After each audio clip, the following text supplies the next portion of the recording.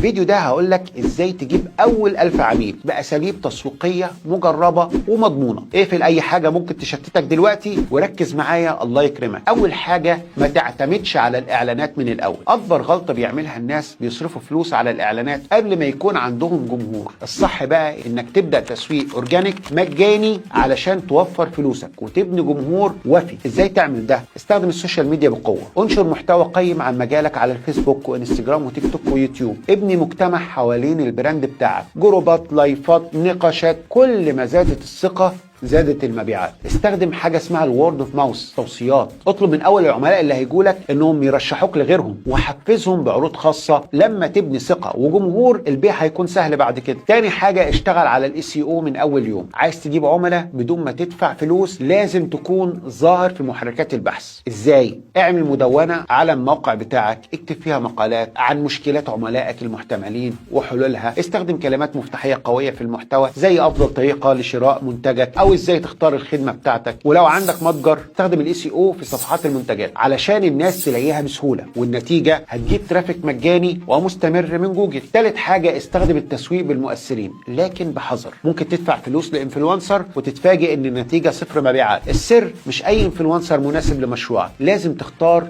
صح. طب ازاي تختار الانفلونسر الصح؟ ما تختارش اصحاب المتابعين الكتير وخلاص. الاهم هو التفاعل الحقيقي مش العدد. جرب التعاون مع مايكرو انفلونسر عندهم مثلا من 10 ل 50 ألف متابع، جمهورهم بيكون أكثر ولاء ليهم. اتفق على نظام العمولة بدل الدفع المباشر، كده هتدفع بس لما تحقق مبيعات، وهتكون النتيجة إنك هتجيب مبيعات حقيقية بدون مخاطر كبيرة. رابع حاجة، ابني قائمة إيميلات قوية. عارف إن الإيميل ماركتينج واحد من أقوى وسائل التسويق؟ السر إنك تجمع إيميلات الناس المهتمة بمجالك وتفضل على تواصل معاهم بشكل دايم. طب إزاي تبني قائمة إيميلات؟ يعني اعمل هدية زي الليد ماجنت، كتاب إلكتروني، كود خاص، كورس مجاني مقابل الايميل. ابعت نشرات بريديه كل اسبوع، نيوزليتر بمحتوى قيم وعروض خاصه، والنتيجه هتكون ان كل ما قائمتك بتكبر كل ما مبيعاتك كمان هتكبر بدون ما تدفع فلوس زياده. خامس حاجه، اعمل برنامج للولاء يكسبك عملاء مدى الحياه. ما تخليش العميل يشتري منك مره واحده ويمشي، لازم تخليه يرجع تاني.